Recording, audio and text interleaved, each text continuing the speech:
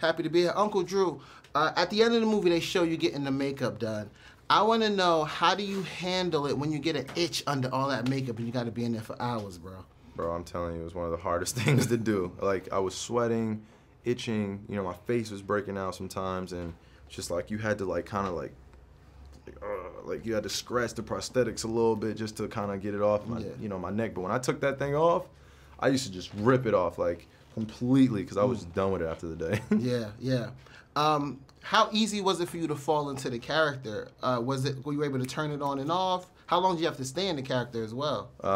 Sometimes it was between 2-hour shoot day to 18. Like, you know, it was just different kind of sets that we had to, you know, shoot specific scenes, and sometimes it take a long time, sometimes it would be short. But I had to stand in that prosthetics that whole time, though. Ooh. Yeah, it was intense, man. You had to eat in it, too? Yeah. That's crazy. I had to eat lunch, dinner, sometimes I had breakfast in that. It was just like, it was a thing, man. Yeah. It was intense. Do you like the movie? See, you know what's interesting about that is that I have yet to see the final cut of the movie. Oh, wow. Yeah. I saw the second round of it when there were still like pieces missing, and I was like, you know, I didn't even watch the shorts after the day. Like, the shorts are, you know, the clips that you saw shot for that day. I didn't even watch those, man. Like, I was literally, I'm so critical that I'm like, man, I'm gonna just watch it when everyone else watches it. Like, I'm gonna just, you know. Yeah. So, yeah. Well, one of my favorite scenes was Chris Webber. When you guys meet Chris Webber and he's doing the preaching scene. What was that day like? Because it looked like you guys were just cutting up. It was hilarious, man. It was hilarious. I mean, you know, I don't want to give him too much away, but, you know, we had cameos that were just like, wait, what? Yeah. You know, this person's in it, and he took over the scene, man. And that's what you want from a character, you know, that's being introduced within a movie. It's just profound. He has a presence about him.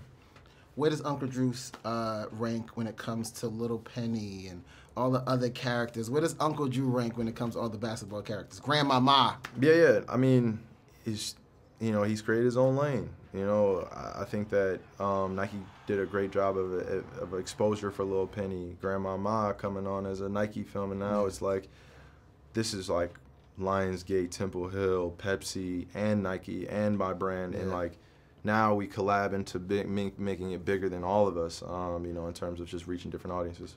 One of the things I loved was the backstories about Uncle Drew and all of the other characters. Him and Shaq's character had a little bit of beef. And even Uncle Drew himself has so many myths and stories about him. I want to know, Kyrie, as an NBA player, are there any rumors or myths that you want to confirm or deny? About what? About anything. There's a lot of rumors there's a lot of rumors. About what? Any of them. Oh. Want me to get specific? You don't want me to get specific. Bro, to be honest with you, like, that perception really doesn't affect me, clearly. I mean, I have no idea. What everyone else says is rumors or what they're speculating, but I really don't care. Okay. Bro, I'm just a kid from Jersey, bro, in a film for Uncle Drew, man. Happy to be a part of something bigger than myself. Absolutely. That's it, bro. Everything else comes second to none of that. Yeah.